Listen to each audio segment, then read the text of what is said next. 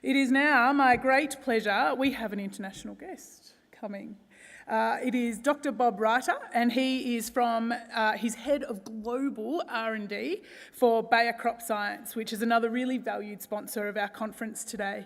Bob has come from Germany to share his knowledge with us all and was recently featured on the Four Corners program, sharing his expertise on glyphosate. He's also known as the father of plant breeding and genetics globally, so we're very lucky to have such a high calibre speaker come and share with us.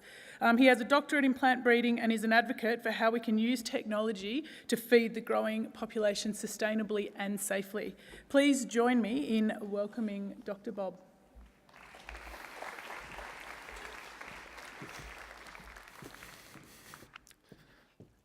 Very good. Long way. All right. So first of all, good morning to everybody. Pleasure to be here with you. I took the roundabout way to get here from Germany, which is I actually flew first to the U.S. and spent a few days there, and I was actually just yesterday in Hawaii. Hardly noticed any change in the weather once I got here, but no, it's been a great whirlwind tour for me, and part of that is because, of course, I've been in the job at Bayer now for about 8 weeks. So, and I'm learning a lot about the legacy businesses and R&D organization, and it's been fascinating to see the passion and the energy and the emotion of our teams in our research and development organization. And so I do want to spend a little bit of time talking to you, I think, a little bit about the vision that I see for agriculture, where those opportunities are, and what it really means for our farmer customers and ultimately for society. So you heard a little bit of background on me, but I thought I'd share a little bit more. So I'm Canadian by birth, which gives me a little bit of a kinship, I think, to Australia, because I always see the similarities between Canada and Australia, right? We have this tremendous natural resource base. Our agricultural platforms are actually quite similar. We've never figured out how to grow cotton.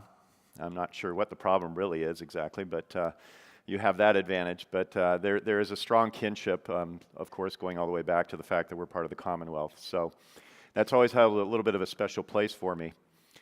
When I went to school, at some point I decided to become a plant breeder, and it was one of those decisions you make in life that I hadn't planned. I actually went to school to be an economist. I ended up getting a degree in genetics and breeding.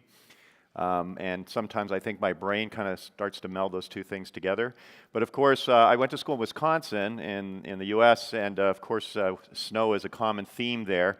And what I'm really doing there is pointing to the future. But the other part of my experience when I was in school was that I learned about this band from Australia that a few of you might remember back in the 80s.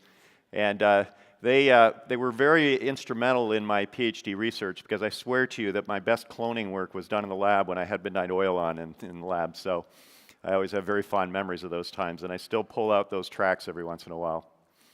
So that was the 80s, and certainly an important time and change. And what was really interesting for me was it was at the end of the 80s I stepped into the industry, and we were in a point in time where, plant breeding was done basically through, as many of you who are trained as plant breeders, right? We did phenotypic selection, we collected our data in the field, and we made our advancement decisions. And plant breeding was very successful in a multitude of crops because the principles worked, and we were moving, genetic selection forward.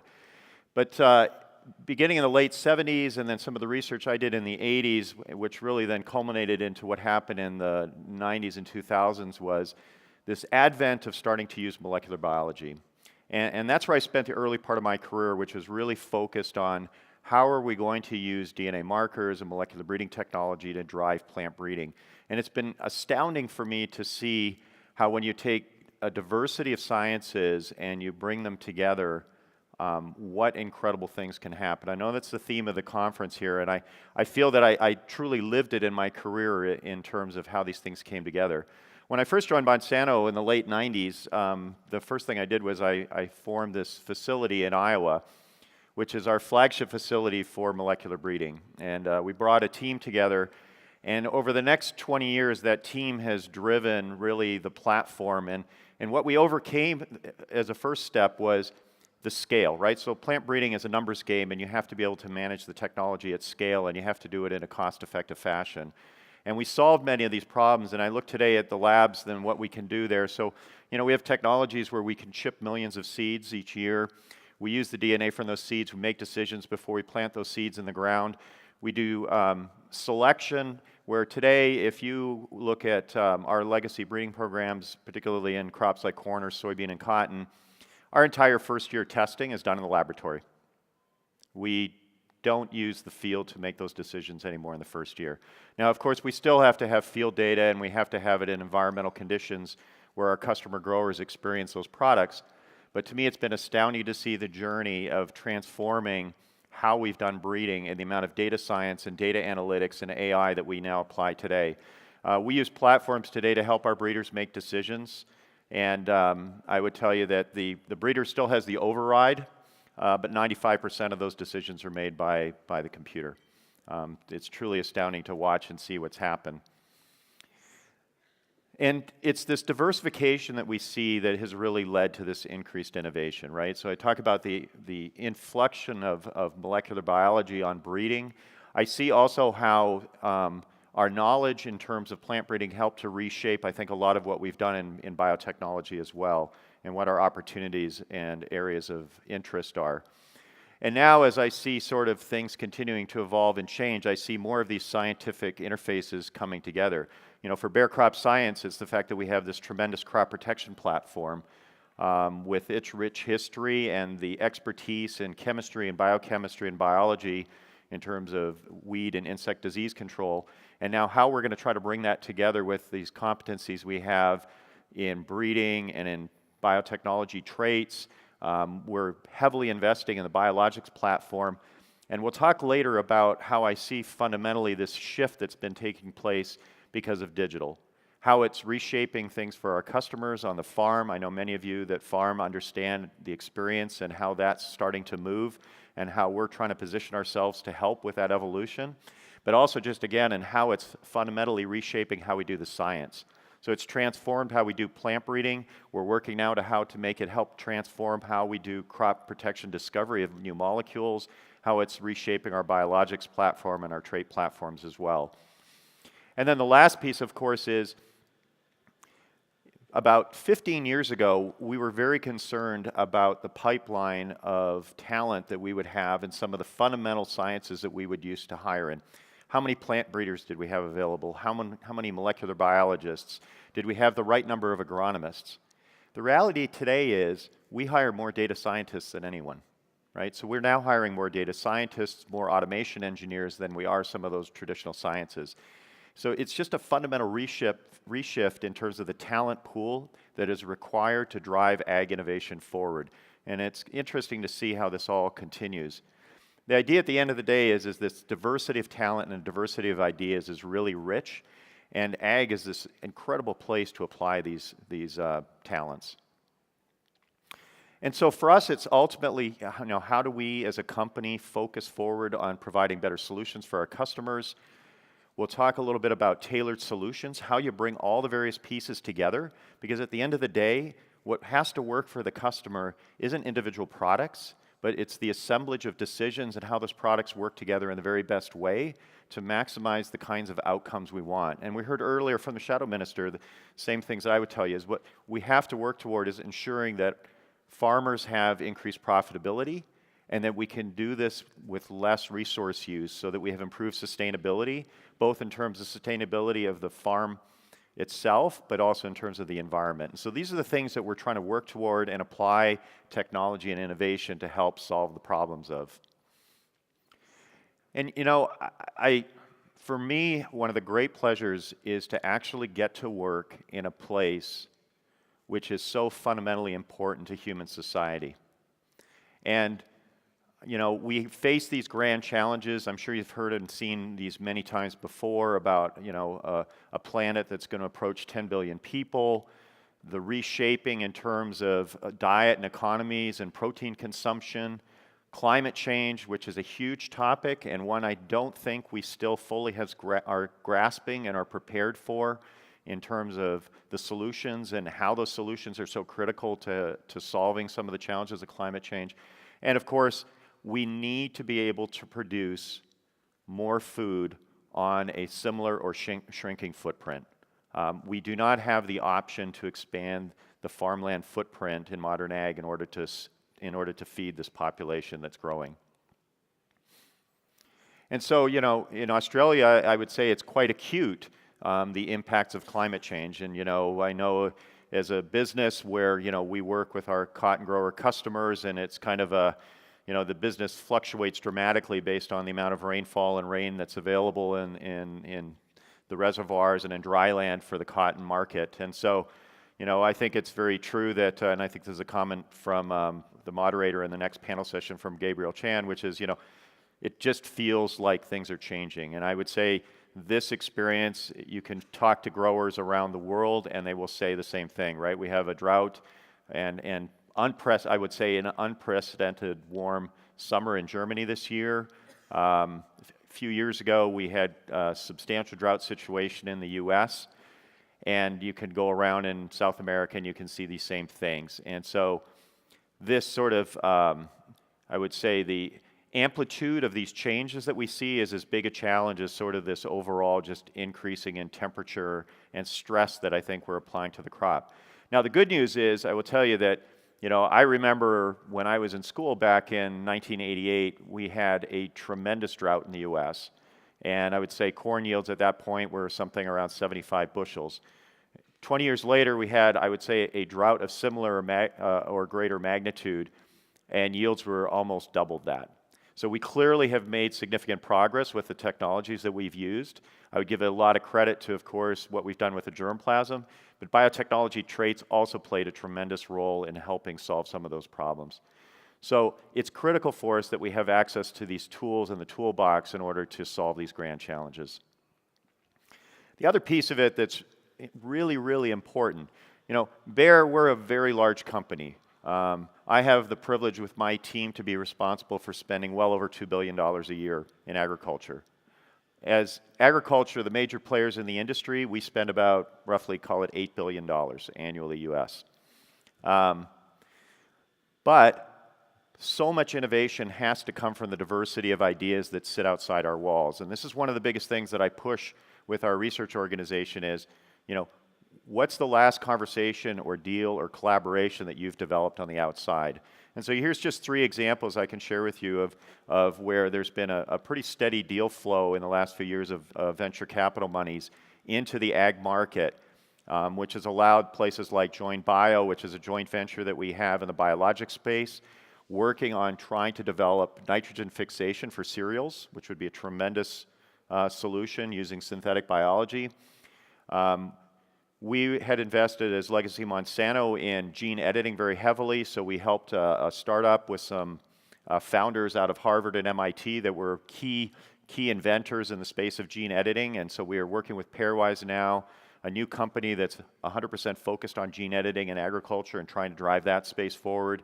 And then, of course, the GRDC partnership that Bayer has in the weed control space, which is just critical both in terms of working on a space where there hasn't been a new mode of action in years, but also in terms of the thought diversity and training opportunities that it creates between the two organizations. So I really applaud the partnership that was created there, and it's absolutely critically important, I think, in terms of driving the space forward.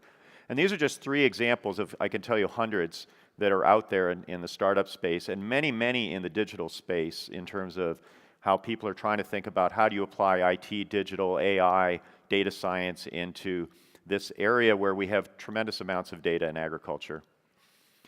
So the potential is really there. I mean, I think the solutions are promising, but it's going to take investment and work. And one thing, while, as I said, you know, as an industry, we spend about $8 billion. Let's say there's another $1.5 billion in venture capital that's flowing in. In comparison to human health, pharma spends roughly $165 billion. So that doesn't feel, in some days, that doesn't make me feel very good. So, you know, I think we have to really continue to drive and remind everyone the criticality of the challenge we face and how do we drive further investment in the agricultural space. We've just been tremendously successful. And I hope we don't have a crisis that's going to have to reshift this, but that's one of the risks that we face. The other part, of course, is, you know, biotechnology has had a tremendous impact, and I can't ever go somewhere without really talking about how it's been so foundational. And one of the things that I really love about the technology has been its scale neutrality, how it's had such a substantial impact to growers around the globe, large or small, and it's a testament to the value of the technology and the success it's brought. And it's certainly brought tremendous value to cotton growers here in Australia through our partners in CSIRO and cotton distributors who've been key to helping us bring next generation technologies, including our Bollgard 3 product, into the market. And then the other part of it, of course, is it's part of that whole theme that we need to drive harder, which is how do we continue to allow our agriculture to be a solution, and how do we help our growers drive sustainability, particularly environmental sustainability, because I think it's just, as mentioned earlier, it's just very key, and society is looking at agriculture, and we want to make sure that we're looked at as a solution and not a problem, and so this is very important. The digital transformation is probably the biggest thing that's happening in ag, and I would tell you for the next 10 to 20 years. As I mentioned earlier, it's reshaping how we do our science, but it's just beginning to really reshape how our customers make their decisions. You know, I like to talk about how growers roughly have to make about 40 decisions each year in their cropping decisions, right? From what I plant, what I'm going to do with the land, what is my plan for fertility and in crop protection, my harvesting plan, my marketing plans. And the reality is that all these decisions are interconnected. And so it's very important to help to understand the interconnection of those decisions and dissect them scientifically. And it takes a massive amount of data to really begin to be able to do that. The second piece is that we're moving toward a world where we make our decisions on a smaller and smaller scale. We move away from making decisions that are farm-based to field-based and ultimately to square meter-based. And technology is allowing us, enabling us to do that. You know, we hear all the time about drone technology with imaging capabilities and with sensors on our equipment and our planters and our harvesters. And you know, we today, it's been really interesting. So today we partner with farmers in North America and South America, and we roughly have access to a footprint of about 100 million acres. And the insights that can be gleaned from that, and I tell growers that the thing that they have to really help themselves get used to is we're also used to making decisions on our own individual farm, right? So the product works on our farm or it doesn't work on our farm, and that's how we make our decisions. The power is in all of the other millions of acres around you and applying the right analytics and the right data science to extract from all those other millions of acres to help the decision making actually be much better than our traditional way of decision making. It's a long journey ahead. We have a lot of data aggregation problems. That's one of the things I think we've been working really hard at doing. But the opportunity, I think, is foundationally huge. And it's also going to be, I think, key in terms of how products will be regulated in the future as well, particularly in the crop protection space. And so we talk a lot about this idea of tailored solutions, right? How do you customize solutions for every individual grower, every individual field, every square meter? What do you want to grow? How do you maximize productivity? How do you minimize the environmental footprint every square meter across the farm? And it's an exciting journey, and I think as a company, we feel very good about how we're positioned to help with this. But it's going to require a tremendous amount of skill and knowledge and a tremendous diversity of thinking to really make this be highly successful and really, I think, create the right kind of value that we expect in agriculture for our customers. Now, the last piece I just want to touch on is the conversation. And we know that the conversation in ag is not one that I think is loud enough. Far too often, I think we have others that are controlling the conversation, and we in ag need to be far more united and much louder in terms of our advocacy and our conversation about modern ag, about how our food is produced. Because as we know, our society that we feed is primarily urban in most of the developed countries, and they have very little connection anymore to agriculture, and yet it's imperative that we drive this conversation. I applaud the efforts of the NFF and others in terms of raising your voice in this conversation. I try to be active on social media as well. It's just critical. I always tell my teams, don't be afraid of having the conversation, even if you don't know the answers to everything. Just have the conversation and personalize it and show people how much you care and your role and your play in agriculture, because the conversation about ag is the one we need to have. You know, the problem is if we don't, then somebody else has the conversation for us, you know, and of course as a company we're particularly sensitive to how sometimes those conversations go, and they're not the right conversations we want to have it about agriculture. And so I implore all of you and everyone you're connected to go back and rethink about how do we engage in the best way so that we can really, I would say, have the right kind of connection with society and what they care about and what we care about, because honestly, they're the same thing. I think this is more about understanding than it is about difference in terms of opinion, and so we just need to drive that conversation. And then the last thing I just want you to think about is, you know, it's amazing to me how, as a society, we get so excited about different kinds of things. And so these are people lined up to buy the next iPhone, right? And we've seen this before, you know, they line up at the Apple store and people are waiting 24, 36 hours in advance to buy new technology because they realize the use of technology is important to them in their life. And yet, it's many of these same people that we need to have the conversation with, because they're the same people that don't want to see technology applied to their food or their food production. And we can't have those two things. And then we forget about this.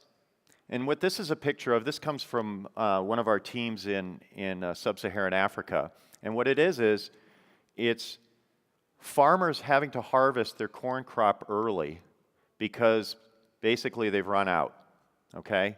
And so they've now taken the crop early before it's mature on the ear, and they've spread it out on the roadway to let it dry so that they can go ahead and then take it and produce meal out of it so that they can feed their families and others in the village. And this connection is completely lost. And so how do we help farmers like this? How do we help people understand the challenge these farmers face? How do we help people understand the challenge all farmers face in agriculture? And how do we drive innovation as something that's a positive and not something that's been perceived as potentially a negative? And I just think this is a very important piece of what we all have to do together. So, just in closing again, we're in a really interesting time. We've got all this innovation that's taking place. We've got these peripheral spaces that are next to us in terms of adjacency of digital and biologics and other areas, and it's fundamentally going to reshape, I think, how we operate on the farm and the kinds of products that we can help our customers use and deploy effectively and successfully and safely. But we face this grand challenge of feeding this growing population and world, and to me, there's no better place to be in, and for me, it's personally tremendously exciting to be part of a company also that, in many ways, I feel that it's part of our responsibility is to help shape where this journey goes. Now, we don't do this together, we do it with all of you, and so I invite the dialogue, but it's a really grand challenge, and it's an exciting one.